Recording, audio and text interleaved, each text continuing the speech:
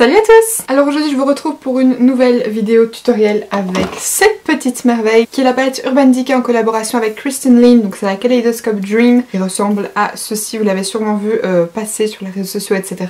Et du coup je vous ai fait ce petit maquillage-ci. Je peux vous dire que ça me fait quand même pas mal bizarre parce que ça fait un petit moment maintenant que je prends plus vraiment le temps de bien me maquiller, ou en tout cas pas les yeux. Et du coup voilà, je suis contente primo de savoir que je suis pas complètement rouillée et secondo, j'étais contente parce que ça me change, ça faisait longtemps que j'avais plus fait ce genre de truc. Et puis si cette vidéo vous plaît, n'hésitez pas comme d'habitude à liker et à vous abonner en cliquant juste ici en dessous si ce n'est pas encore fait. Quant à moi je vous laisse avec le tutoriel, c'est parti! Alors un des premiers trucs qui a changé dans ma routine, je dirais classique, c'est que je fais toujours mes sourcils à la pommade à sourcils.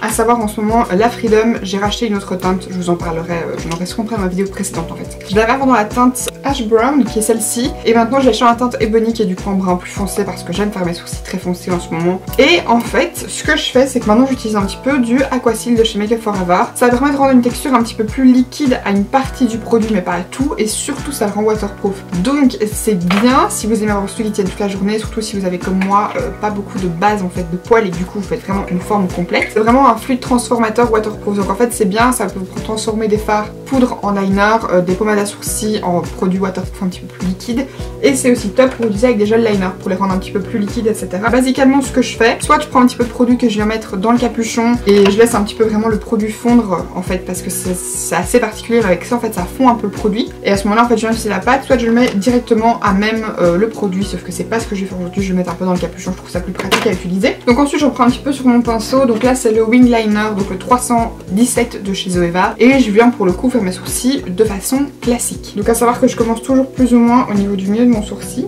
Je viens monter la matière, vous voyez que là pour l'instant ça fait un peu peur, hein. C'est pas grave, vous en faites pas. Et ensuite je viens redescendre au niveau de la queue du sourcil, ça me permet de créer l'arc que je veux. Et ensuite je viens reprendre un tout petit peu de matière et je viens re-remplir vers l'intérieur. Sauf que pareil, dans ce qui change par rapport à avant, c'est que je n'ai pas vraiment la tête très carrée. Je mets un petit peu de produit comme ça sans le faire de façon extrêmement carrée. Et en fait à ce moment là je viens vraiment un petit peu fondre la tête de mon sourcil.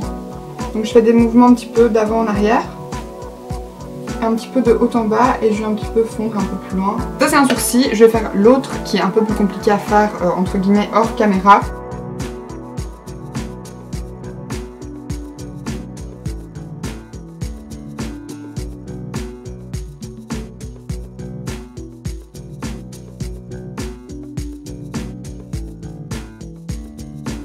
Ok, alors maintenant que j'en suis là, basiquement la forme de base de mes sourcils est faite. Donc maintenant ce que je fais, c'est que le au-dessus, je vais nettoyer de l'anti-cerne etc. par après, mais je vais déjà nettoyer le dessous avant de commencer à faire le maquillage de mes yeux. J'utilise deux produits et un pinceau, j'utilise le Dream Brightening Booster de chez Maybelline, j'ai l'impression que vous voyez pas grand chose. Donc là c'est dans la teinte 01 White, donc du coup c'est un highlighter, mais il me semble que vous avez des teintes d'anti-cerne aussi, mais moi c'est la teinte White que j'utilise. Et le fard à paupières de chez Sephora que je vous ai déjà montré plusieurs fois, donc c'est le Colorful Matte de la teinte numéro 65 Lazy Afternoon, qui est du coup pareil une teinte chair assez claire. Pour appliquer tout ça j'utilise un pinceau de chez ELF, alors je sais pas s'il existe encore parce qu'il me semble que ELF s'est occupé de s'arrêter en France et en Belgique, du coup je sais pas comment vous pourrez faire pour le retrouver. Dessus c'était écrit Smudger Brush, mais il me semble que quand je l'avais acheté c'était le pinceau contour C, ça date déjà d'il y a...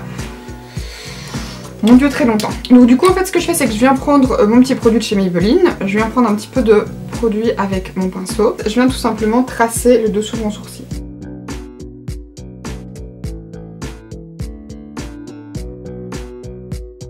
Donc maintenant que ça c'est fait, je viens un petit peu estomper en attirant la matière vers le bas en fait. Donc comme pour la mettre un peu plus au niveau de ma paupière immobile et pas juste sous le dessous de mon arcade sourcilière. Si là pour vous c'est pas assez estompé, vous pouvez aussi très bien le faire au doigt. Moi ça m'arrive quand j'ai la flemme de prendre le temps de le faire au pinceau. Ensuite après ça je viens prendre le petit fard de chez Sephora, toujours avec le même pinceau sur lequel j'ai juste un petit peu retiré l'excédent de produit crème, et je viens appliquer le fard poudre. Pourquoi je refais avec un fard poudre par dessus? Pour deux raisons. Primo, pour que ça fixe un petit peu le tout et que la crème bouge pas, et en plus parce que je trouve que comme le fard est un peu plus couleur chair que blanc, ça estompe un petit peu plus. C'est aussi beaucoup plus pratique quand je veux me maquiller en fait les yeux, parce que du coup si je laissais le produit crème, il y aurait des risques que les fards à paupières que je veux l'appliquer par dessus risquent de s'accrocher. Alors ensuite on va passer au maquillage des yeux, et là je vous avoue que ça me fait un peu bizarre parce que ça fait quand même pas mal de temps que je maquille plus vraiment les yeux. La dernière fois que je l'ai fait c'était avec cette palette-ci, du coup je vais reproduire exactement le même look que ce que j'ai fait. Ça fait longtemps que je n'avais pas été aussi emballée par une palette Urban Decay, je vous avoue. Du coup comme j'avais un petit peu pas trop d'idées, j'ai demandé à Naomi de m'envoyer une petite idée, et du coup je m'étais maquillée comme ça samedi et je me suis dit que j'allais reproduire le look du coup que j'avais fait. Donc Naomi Apple, si tu passes par ici, merci parce que du coup c'est grâce à toi que je fais ce look. Et voilà, basiquement en fait je vais utiliser aucun fard mat, mais vous allez voir qu'avec cette palette là ça donne vraiment super bien. Donc pour commencer on met une base.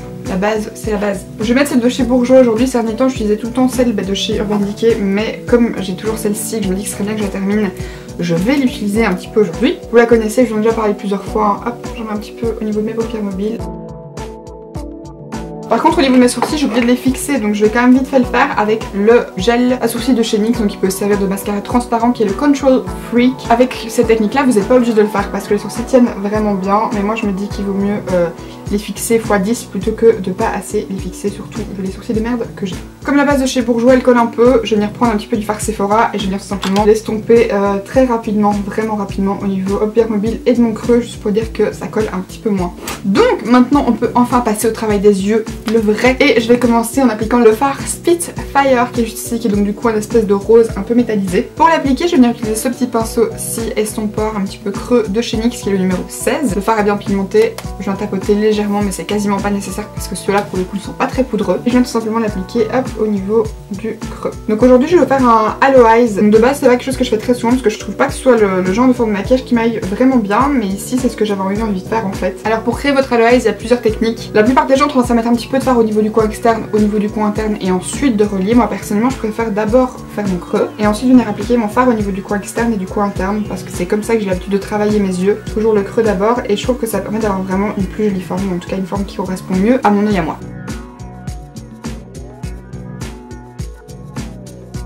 Là vous voyez, j'ai laissé juste un espèce de petit trou au niveau du milieu. Je viens me prendre ce petit pinceau-ci de chez MSQ, je vous en ai déjà parlé dans ma dernière vidéo favorite, si vous l'avez pas vu je la mettrai dans le petit juste ici. Et je viens prendre la couleur Dye qui est du coup l'espèce de violet qui est juste là. Basiquement en fait la forme de ce pinceau c'est comme un pinceau estompeur mais très fin.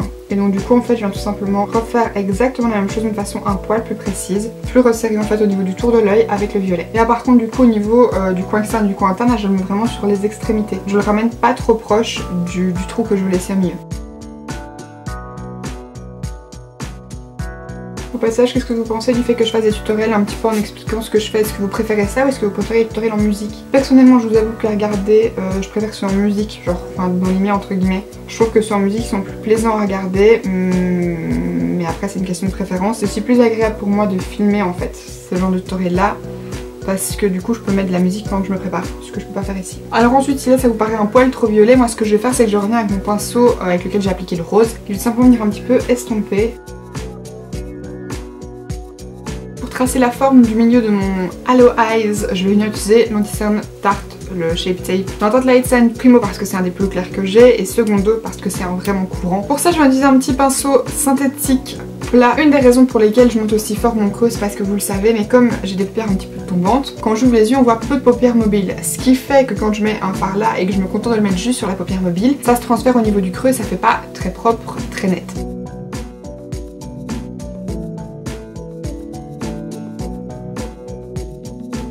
Maintenant si c'est pas assez estompé comme c'est le cas là, je vais un petit peu tapoter avec mon doigt.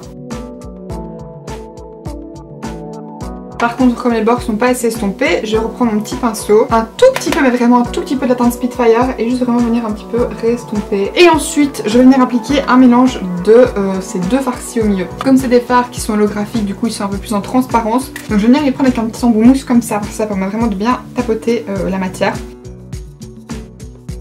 Ce que je vais faire c'est que je vais l'appliquer avec un petit pinceau comme ceci, donc là c'est le Detail Shader de chez Zoeva, parce qu'avec l'autre ça n'allait pas, ça prend trop de temps.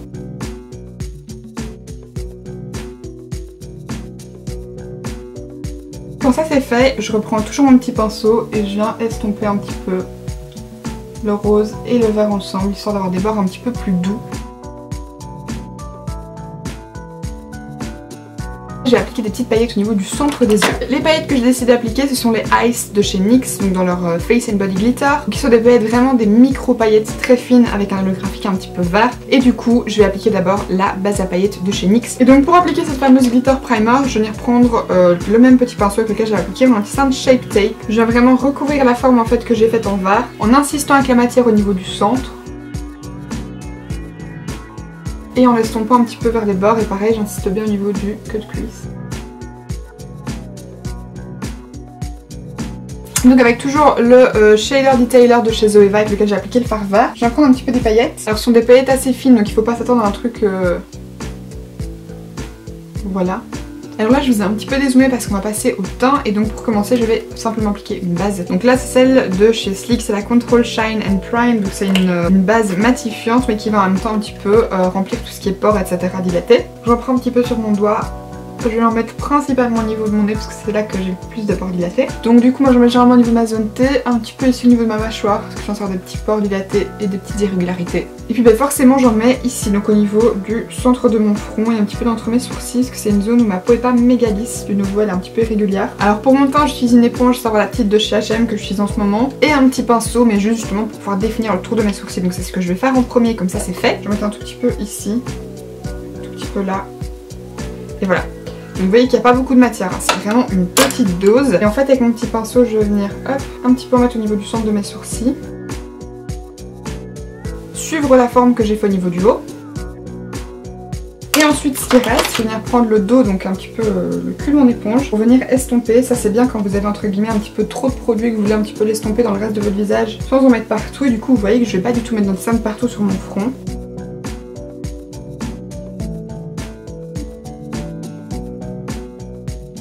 Donc là j'en ai d'abord juste au niveau du coin interne en fait de mes cernes. Et ensuite je viens juste mettre un petit peu de produit au niveau du coin externe parce que ça va me permettre de vraiment définir mon maquillage. Ça je vous l'ai déjà dit, c'est ce que je fais toujours. Je vais vraiment en fait étirer de manière assez droite le bord de mon maquillage. Ensuite je viens forcément mettre un petit peu sur mon nez qui est tout rouge.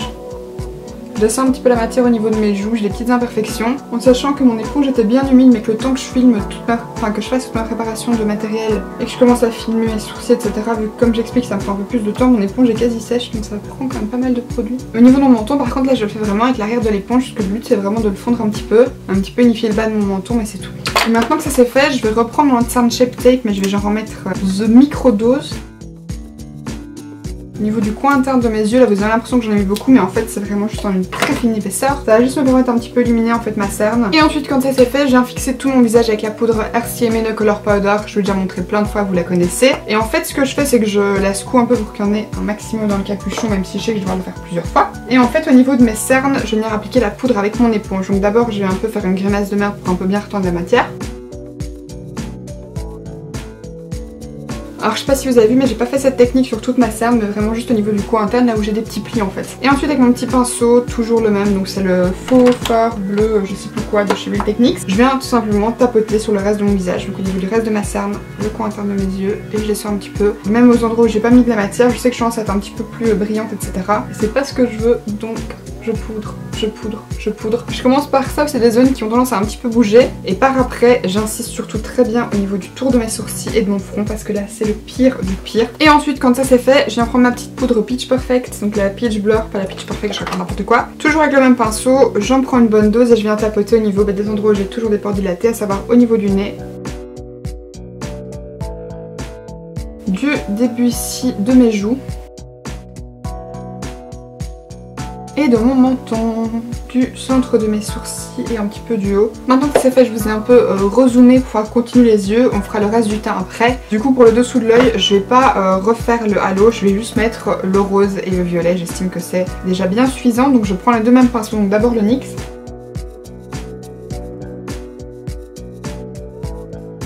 Alors ce que je vais faire c'est que je vais appliquer ce crayon-ci dans ma muqueuse, donc c'est le crayon à paupières longue tenue framboise bourgeoise, je vais y arriver de chez Etam. On a les push-up de regard, je vais appliquer dans ma muqueuse et je vais légèrement déborder sur le ras de cils.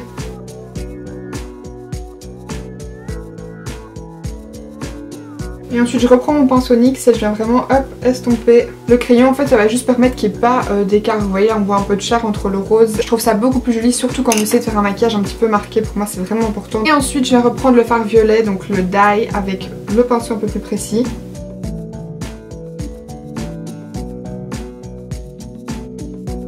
Maintenant je vais juste recourber mes cils et rajouter du mascara. Au niveau de mes cils, je vais utiliser un mélange du Paradise Ecstatic Waterproof de chez L'Oréal et du Total Temptation de chez Maybelline, toujours en waterproof. Et on va pouvoir passer au reste du teint.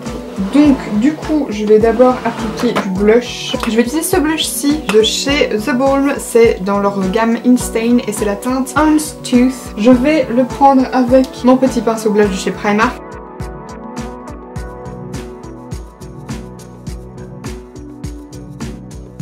Au niveau de mes yeux, je vais juste mettre un petit peu d'highlighter. Donc pour ça, je vais venir prendre ma palette Moonchild de chez Anastasia et je vais mélanger la teinte Blue Ice et Pink Heart pour faire une espèce de teinte un petit peu violette assez claire.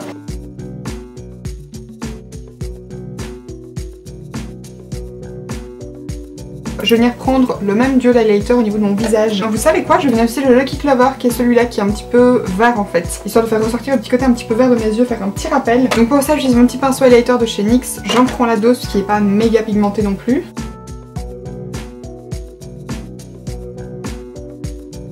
Une fois que ça c'est fait, je vais passer à mes lèvres. Alors quand j'avais fait ce maquillage-ci, j'avais d'abord appliqué ce rouge à lèvres-ci de chez Rimmel, donc qui est un de leur Stay Matte Liquid Lip Color, et là c'est la teinte 720 Mocha, parce que c'est une teinte quand même un poil clair. Et donc du coup je l'ai mélangé avec cette teinte-ci qui est la Séduction de chez NYX. Je vais faire exactement pareil, je vais d'abord appliquer le Rimmel et par-dessus je vais appliquer le NYX pour un petit peu mélanger les couleurs. Ou je ferai bien le contraire. Je vais faire le contraire plutôt.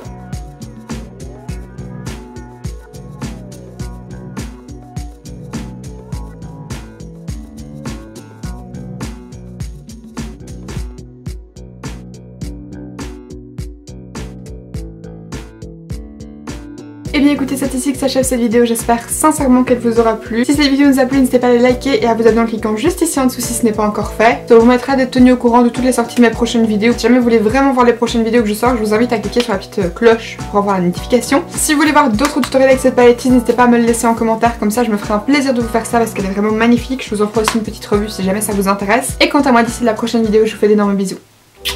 Bye!